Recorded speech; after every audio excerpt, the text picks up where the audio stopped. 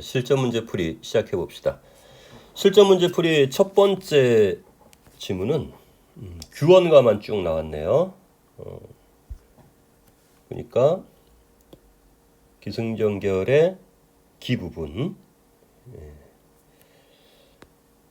그리고 승 부분이 또 나왔네요.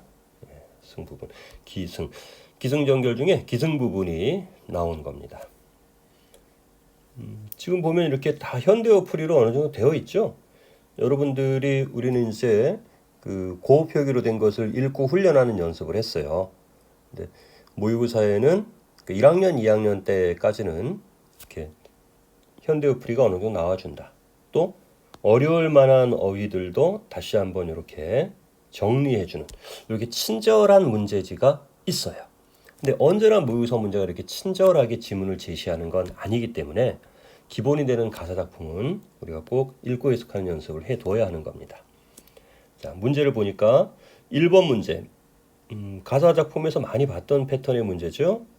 밑줄 쳐진 19절에 표현상의 특징과 효과, 또 그 의미를 물어보고 있고요. 2번 문제는 A 부분에 대한 표현상의 특징과 효과 물어봤네요. 어이구야, 엄청 틀렸습니다. 제가 이 방송을 녹화하고 있는 때가 새벽 2시 25분인데 이때까지 17명이 냈어요. 그 중에 거의 절반 가까이가 틀렸습니다. 3번 문제는 의외로 잘 맞췄네요. 이런 유형인지 우리가 좀 연습이 됐다는 거죠. 자, 본문은 우리가 확인을 했으니까 하나씩 한번 따져보도록 하겠습니다. 1번을 보면 기역 미음에 대한 이해를 묻고 있어요. 기역 부분이 뭐였었냐면, 잠시만요. 봅시다. 엊그제 젊었더니 벌써 어찌다 늙었는가. 젊은 시절과 현재 늙음 대비한 거 맞죠? 자, 여기 표현, 그리고 그것은 늙음에 대한 서러움을 표현한 것이다. 맞아요. 잘 풀었습니다. 2번을 이제 선택한 사람들이 많았어요. 니은이 뭐냐면 당시의 마음쓰기가 살얼음 디디는 듯 했다라는 겁니다. 그러니까 이게 선택은 여기는 남편의 경박한 행동이라고 하는 게 안 나왔는데 표현이 안 되었는데 해가지고 2번을 선택했을지 모르겠어요. 그런데 이런 유형의 문제를 풀 때 우리 원칙이 뭐예요? 밑줄 친 니은이 있으면 이 니은 구절만 딱 보고 푼다? 아니죠. 전체 이야기의 흐름 속에서 니은의 위치를 보고 앞뒤 맥락 속에서 이게 이런 의미겠구나 라고 보는 거잖아요. 그러니까 니은 바로 위에 윗줄에 뭐가 나왔어요? 장안유엽 경박자를 꿈같이 만나서 그래서 그때 마음쓰기가 살얼음 디디듯 했던 겁니다. 그러니까 왜 내가 살얼음 디디듯 즉 조심조심 했냐면 경박자 만나서 이 사람과 살기 위해서 그랬던 겁니다. 그러므로 이번에 남편의 경박한 행동으로 인해 당시의 마음고생이 심했겠다라는 것을 짐작할 수 있는 거죠. 그렇죠? 마음쓰기를 매우 조심조심할 수밖에 없었던, 가슴 졸이면서 조심할 수밖에 없었던 표현이기 때문에 마음고생이 심했다라는 의미가 되겠어요. 자, 디귿은 봄바람 가을물이 배틀올에 북이 지나가듯 했으니까 봄바람 가을물이 지나갔다는 얘기는 시간이 흘렀다는 얘기거든요. 그러니까 그 시간이 매우 빠르게 흘러갔다는 얘기가 되겠습니다. 그다음에 리을은 스스로 부끄러워하니 누구를 원망하랴 예요. 스스로 질문을 통해 스스로 던진 질문 그랬는데 이게 자기한테 던진 질문이 아닙니다. 여기 몸하랴에서 이게 의문형 종결 의미가 쓰였잖아요. 근데 이거는 몰라서 묻는 게 아니죠. 이미 답을 알고 있어요. 누구를 원망할 수 있다 없다. 원망할 수 없다. 그래서 무슨 법? 서리법이었잖니. 그죠? 그러므로 스스로 던진 질문도 아니고 또 이 부분이 남편에 대한 원망을 드러낸 것도 아니고 누구를 원망하겠느냐? 누구를 원망할 수가 없다라는 얘기예요. 자책이죠 오히려. 그래서 여기가 X가 되겠습니다. 마지막 리을은 멀고 가까움을 모르거니 소식이야 더욱 어찌알랴 역시 서리법이고요. 어디 있을지 모르는 남편 소식을 기다리는 화자의 안타까운 표현 띵동입니다. 자, 2번을 이제 많이 틀렸는데 이게 A에 대한 설명입니다. 본문에서 A 부분을 한번 봐볼게요. 자, 여기입니다. A가. 이 문제를 풀 때 많이 범하는 실수가 뭐냐면 A 부분의 표현상의 특징과 효과를 물었잖아요. 그럼 여기만 보고 판단해야 돼요. 근데 이거를 작품 전체에서 찾으려고 하다가 실수하는 친구들이 있습니다. 아니에요. 항상 수학 문제도 그렇잖아요. 문제에 주어진 조건을 잘 파악해야 되듯 국어도 마찬가지입니다.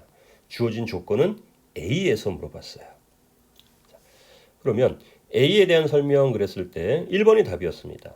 왜냐하면 청각의 시각화를 통해 그랬는데 여러분 청각의 시각화라고 하는 것은 이미지 중에 무슨 이미지예요? 그렇죠. 우리가 이거를 공감각적 이미지라고 한단 말이에요. 발음이 안 되니 공감각적 이미지. 이제 감각적 이미지에 들어가는 게 시각, 청각, 촉각, 후각, 미각. 이 오감이 가장 대표적이잖아요. 그렇죠? 그런데 이때 공감각적 심상이라는 건 하나의 감각을 다른 감각으로 바꿔치기 하는 겁니다. 그러니까 원래는 청각인데 마치 시각처럼 표현하거나 시각인데 청각처럼 표현하거나 뭐 시각인데 촉각처럼 표현하거나 뭐 이런 거예요. 이게 이강 도움지 때 내가 굉장히 자세하게 적어놨었는데 도움지 나눠주면 그걸 복습을 안 해. 복습을 하세요. 도움지에는 이 수업 시간에 다 하지 못한 얘기도 담겨 있고 수업 시간에 했던 핵심적인 것을 다시 한번 정리해 놓은 것들이 있으니까 꼭 도움지는 살펴보시기 바랍니다. 공감각적 심상 예를 들어서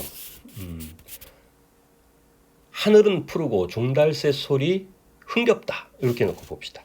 하늘은 푸르고 뭐예요? 시각이죠. 종달새 소리 청각이죠. 흥겹다 했으니까 시각도 표현하고 청각도 표현했잖아.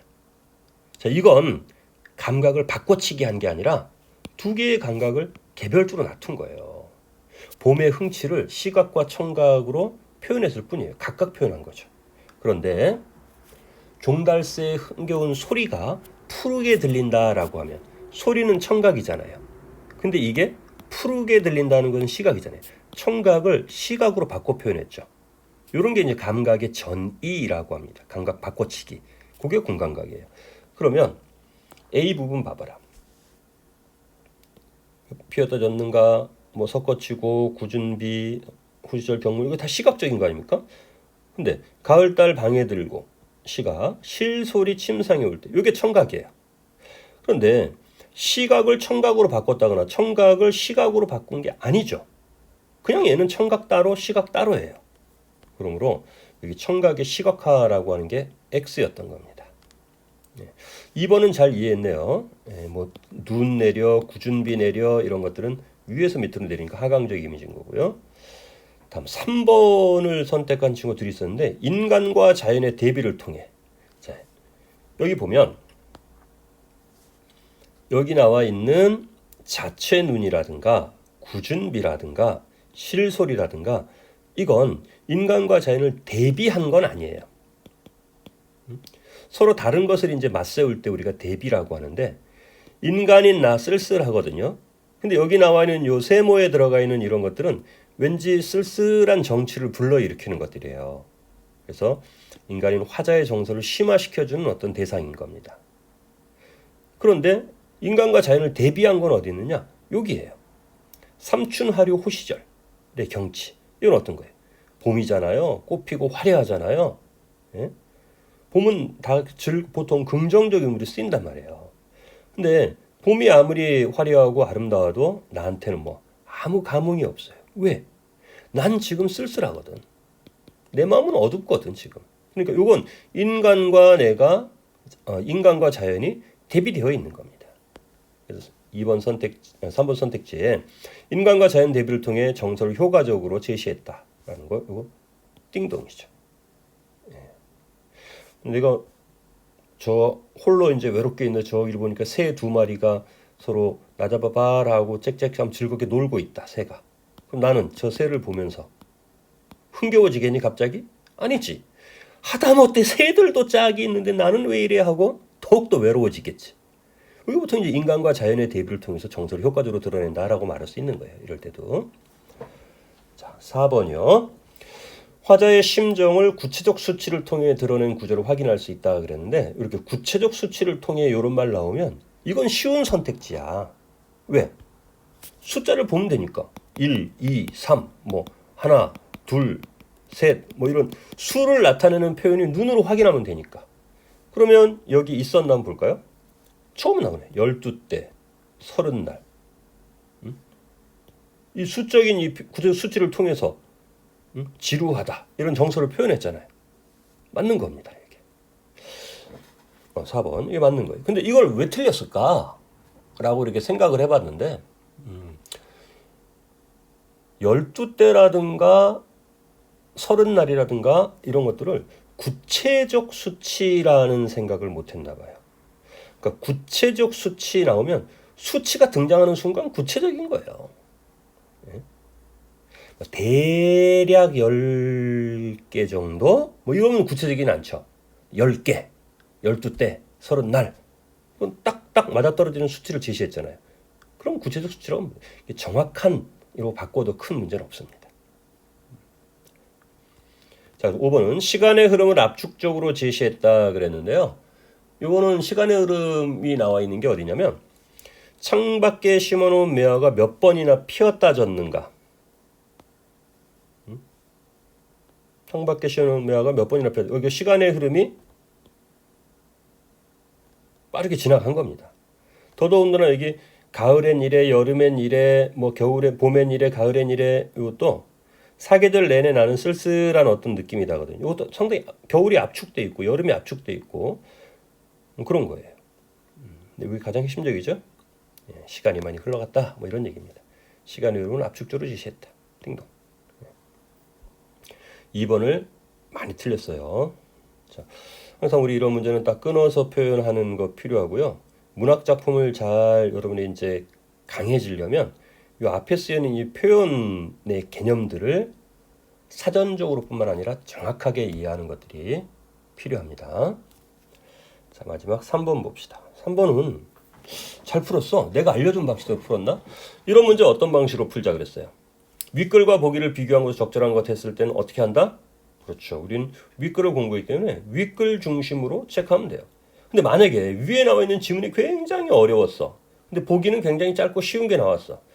그러면 그때는 거꾸로 보기를 가지고 먼저 판단한 다음에 남은 것 중에서 윗글을 적용할 수도 있어요. 그러면 일반적으로 보통 이제 윗글을 기본으로 하죠, 우리가. 그러면 아직 우리 보기 읽어보지 맙시다. 보기 안 읽은 상태에서 윗글만 가지고 한번 따져보기로 해요. 자, 윗글은 임과의 이별로 인한 그리움 나타났다. 어때? 띵동이지. 2번. 윗글은 그러니까 이런 거 빼고 생각한다는 거야. 윗글은 자연물을 통해 화자의 심정을 표현했다. 어때? 자연물을 통해 화자의 심정 표현한 거 맞죠? 구준비라든가 자취눈이라든가 이런 것들은 다 자연물을 통해 화자의 심정을 드러내는 거예요. 그런데 이 부분 자연물을 통해 화자의 심정을 표현했다는 것을 굉장히 좁게 생각해서 감정이입만 생각하는 친구들이 또 있어요. 아니야. 감정이입은 당연히 자연물을 통해서 화자의 심정을 표현하는 것에 들어가요. 여기에 들어가. 하지만 감정 표현을 직접 하지 않아도 이것을 이제 좁게 해석하면 감정이입이지만 넓게 해석하면 화자의 정서를 심화시킬 수 있는 자연물을 표현하거나 화자의 상황이나 정서와 대조적인 자연물을 가져와서 화자의 심정을 간접적으로 드러낼 수 있는 거예요. 그러니까 여기서 핵심은 자연물을 통해 화자의 심정을 드러낸다라는 그 핵심은 뭐냐면 간접적인 방식을 썼다는 거야. 간접적인 방식. 뭐 방에 홀로 님 떠난 방에 뭐 임 떠난 방에 홀로 있으니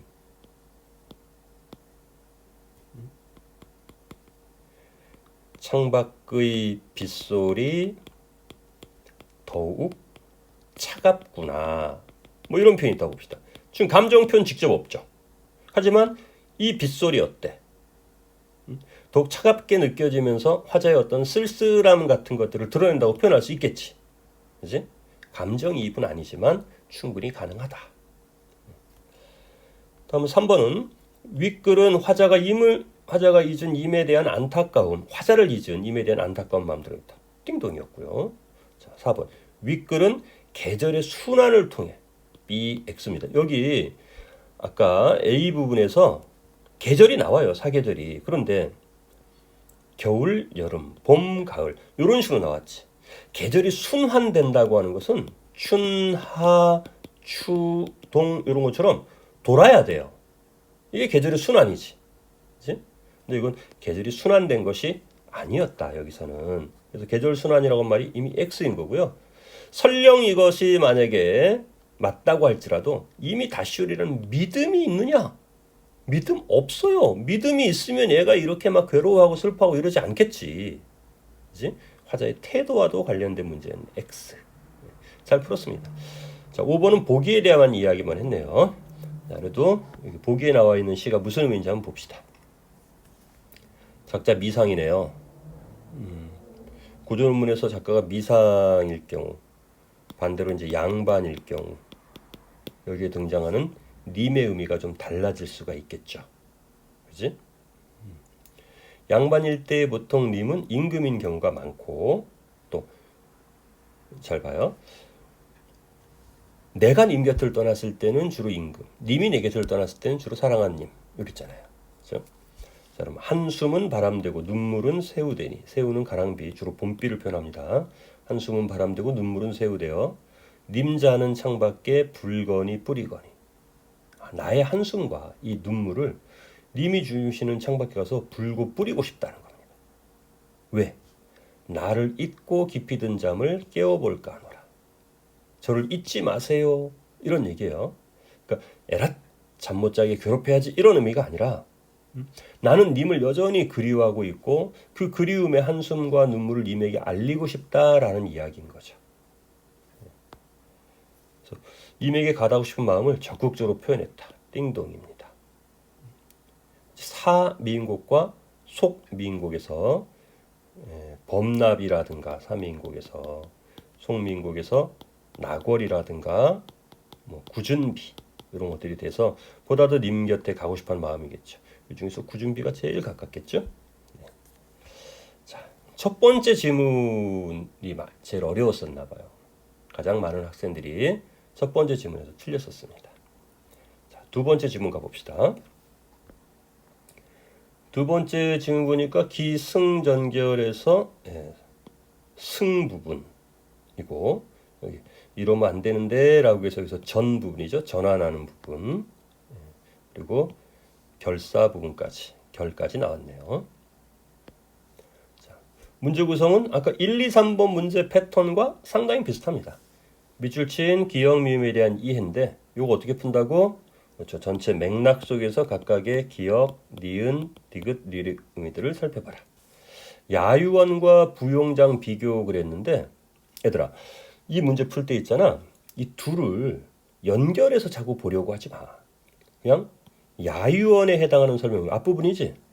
야유원에 해당하는 설명이 맞나 틀리나를 먼저 따져서 범위를 좁힌 다음 그 다음에 부용장 생각하면 되는 거야. 그리고 내용은 항상 이것도 마찬가지. 시어나 식구의 의미는 반드시 어떻게 한다? 그래 맥락 속에서 확인한다. 흐름 속에서 확인한다. 오케이? 자, 6번은 제법 많이 틀렸네요. 2번에 많이 몰려있네. 그래, 이건 좀 생각할 필요가 있죠. 우리가 배웠던 사미인곡과 규원과의 A 부분을 비교한 겁니다. 자, 1번부터 한번 해결해 볼게요. 1번에 나와 있는 기역은 어떤 거냐면 백마금편으로 어디 머무는 거 이거였죠. 화려한 행장을 하고 어디 가 있는가라는 뜻이에요. 임의 화려한 모습 백마금편 언급하면서 어디 머문가는 알 수 없는 거죠. 맞는 얘기입니다. 그 다음에 니은은 옥창에 심으면 옥창은 뭐 여인네가 기거하는 방의 창문 옥창에 심어놓은 묘화가 몇 번이나 피어다 졌는가 여러 번 피어다 졌다는 거죠. 그만큼 시간이 많이 흘렀다라는 얘기예요. 그 다음 디귿은 가을달 방에 들고 실소리 상에 울지 계절감이 드러나는 소재에 그러는데요. 가을이라는 계절이 나와 있고 거기에 귀뚜라미라고 하는 계절감 드러나는 소재를 드러냈습니다. 또 가을 달 자체에 이미 계절감이 드러나죠. 그러니까 우리가 계절감이 느껴진다 할 때는 봄, 여름, 가을, 겨울이라는 어휘가 노출되잖아요. 그럼 계절감 느껴지는 거예요. 자신의 외로운 처지가 부각된 거고요. 리을은 간장이 9곡 9겹으로 막 했다 그러니까 여기 이제 과장된 표현이고요. 그만큼 자기의 어떤 한이 쌓였다라는 얘기겠죠. 자, 미음은 설화적 인물 그랬는데 이 설화적 인물 이게 누구예요? 견우직녀입니다. 여기까지는 맞아요. 근데 뭐가 잘못된 거야? 동일시가 아니지. 대조지. 견우직녀는 1년에 한 번이라도 만날 수 있잖아. 난 한 번도 못 만나고. 그렇죠? 그래서 5번이었습니다. 이건 잘 풀었어요, 여러분이. 자, 5번을 보겠는데 야유원부터 따져볼게. 어떻게 하라고? 맥락 속에서 보는 거야. 그러면 335 야유원에 세 사람이 났단 말인가. 꽃피고 날저물째 정처 없이 나가 있어. 백마금표는 어디 머무는 거 그랬어요.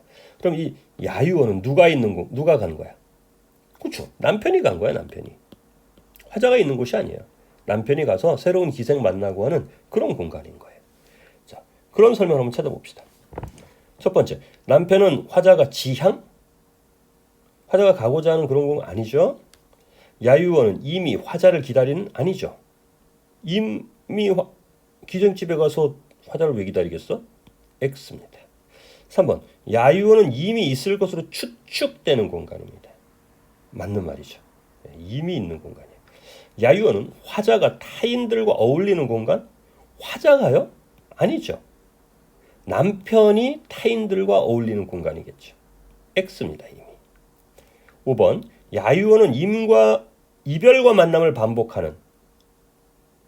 야유원이 화자에게 시련을 줄 수는 있어요. 거기 기생들 때문에. 하지만 화자와 이미 이별과 만남을 반복하는 공간 아니잖아요. X.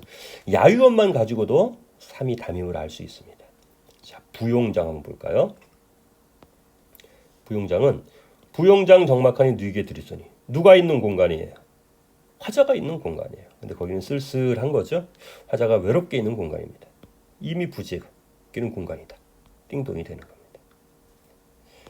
자, 6번 문제 한번 볼게요. 이건 우리가 정신 바짝 차리고 한번 생각을 해봐야 될 내용이 들어있습니다. 어떤 거냐면 3인곡에서 이 어와 내 병이야 이 님의 탓이로다라는 구절이 있어요. 우리 이제 이 사미인곡은 다시 복습해봐요. 사미인곡 미인을 그리워하는 노래였죠. 정철이 여인의 목소리를 빌려서 임금을 생각하는 그런 노래였잖아요. 그래서 우리 이것을 충신이 임금을 생각한다. 그래서 충신 연주지사라고 했습니다. 여기 이렇게 맥락을 보니까 임을 너무너무 보고 싶어요. 임을 그리워하는 이 그리움이 뼛속까지 사무쳐갖고 뭐가 됐냐면 병이 된 겁니다. 마음의 병이 이렇게 상사병이겠죠. 편작, 뛰어난 의사가 온다고 해도 이 병을 어찌할 수 없다. 아, 내 병이로구나. 이 님의 탓이로다. 자, 내가 든 병은 님 때문에 생긴 거다라는 얘기인 거예요. 그런데 이 부분은 원망이라고까지 보기는 어렵습니다. 선생님이 3인곡 수업할 때도 얘들아 이건 원망이라고 볼 수는 없어 그랬죠. 그런데 사실을 얘기하면 이 부분을 원망이라고 보는 견해도 있어요. 임에 대한 원망이라고 보는 견해도 있어요. 그런데 그때는 왜 그러냐면 이 원망이라고 하는 말의 뜻을 여기에 스펙트럼이 존재하는 거야. 너무너무 막 밉다. 미움의 의미, 그 다음에 뭐 책망, 꾸짖음, 책망하는, 나무라는 그런 의미, 그리고 뭔가 서운하다. 뭔가 서운한 그런 감정의 수준. 그 다음에 그냥 내 처지의 원인이 당신한테 있어요. 뭐 이런 수준에서 하는 거 다양한 스펙트럼이 존재하는 거예요. 그러니까 규원가에 나와 있는 것처럼 남편을 경박자라고 표현을 하고 너 때문에 내가 지금 참 살기가 그래야 하는 것 속에는 이미 여기를 좀 무시하고 부정적으로 보는 견해가 들어있죠. 그러니까 원망이 확실해요. 근데 어와 내 병이야 이님의 탓이로다 이 부분에서는 이것을 원망이라기 하긴 어려워요. 하지만 내 병이 임의 탓이다라고 하는 것은 분명히 말한 거예요. 무슨 말인지 이해되니? 내신을 여러분이 공부할 때 학교에서는요. 보다 문제를 분명히 해서 규원가와 얘를 비교할 때 규원가는 원망인데 3인공은 원망 없음 이렇게 보통 이렇게 가르쳐요. 그런데 모의고사를 우리가 볼 때는 여기는 원망이 무조건 없음 이렇게까지 생각할 수는 없어요. 항상 주어진 조건을 보고 선택지 내에서 판단해야 됩니다. 물론 이 선생의 개인적인 의견 그리고 또 더 주된 의견은 전체적인 3인국 작품 내용의 흐름으로 보아 임을 원망하는 심정이라고까지는 보기 어렵다라고 하는 게 정설이에요. 하지만 그렇지 않은 견해가 있을 수도 있다는 점을 열어둬야 된다는 겁니다. 알겠죠? 자, 이 문제는 우리가 A와 보기에서 A를 중심으로 쭉 해야 되는데 A만 가지고 따지면 다 맞아요. 보기도 봐야 된다는 얘기가 나옵니다. 자, 2번부터 한번 볼게요. 일단 A는 화자가 자신의 처지에 대해서 이임을 탓하는 태도를 보이고 있다. 맞죠? 가장 마지막 부분에 그랬어요. 아마도 이인의 탓으로 살똥말똥하여라에. 자, 그러면 보기에는요. 여기 내 병이야 임의 탓이로다 해서 내가 병들어 있는 것이 님이 탓이다라는 태도를 보이고 있습니다. 그래서 맞는 거예요. 아마도 여기 임을 탓하는 태도 이게 원망 아닌데 라고 해서 X 한 친구들이 많을 텐데 충분히 이해돼요. 충분히 이해돼요. 하지만 이것은 여기서 말하는 탓하는 정도는 탓을 찾아보면 두 가지 의미가 있어요. 주로 부정적인 현상이 생기는 까닭이나 원인, 또 하나는 구실이나 핑계를 삼아 원망하거나 나무라는 일. 당연히 여기서 이 탓이다라는 얘기는 이 부분이었겠죠. 그래서 화자 자신의 처지에 대해서 임을 탓한다라는 의미는 이런 의미로 쓰였다라고 봐줘야 됩니다. 그래서 맞는 말이에요. 3번인데 A에는 청각적 심상을 통했는데 A의 청각적 심상은 있어요. 뭐였어요? 새소리가 있죠. 새소리가 더욱 서럽구나 해서 있었어요. 그런데 여기서는 지금 딱히 귀뚜라미 소리도 새소리도 아무것도 없죠? 없습니다. 시각적인 이미지나 후각적인 이미지 정도밖에 없었어요. 그래서 3번이 X였습니다. 자, 우리 요 3인곡에서 여러분 하나 꼭 기억해 놓을 게 요 부분을 원망이다라고 저는 생각하지 않아요. 일반적으로도 그렇습니다. 하지만 여기가 살짝 원망이 들어있지 이런 해석을 할 수도 있는 거예요. 그런데 그 원망의 스펙트럼이 다르다. 우리가 이제 원망도 있지만 원통 있죠? 억울하고 분한 거. 원한. 억울한 심정이 응어리진 거. 원망. 그 다음에 서운함. 다양하게 스펙트럼들이 존재할 텐데 그런 의미에서 이 부분을 설명할 때 어떤 선생님들은 아주 살짝 원망이 있어. 이렇게 설명하기도 합니다. 그렇게 해석할 수도 있다. 하지만 이게 임금이 밉다라든가 임금 너의 잘못이다. 이런 의미의 원망은 아니라는 걸 분명히 알아두면 되겠습니다. 자, 6번까지 풀었네요. 잠깐 쉬었다가 뒤에 문제 풀도록 합시다.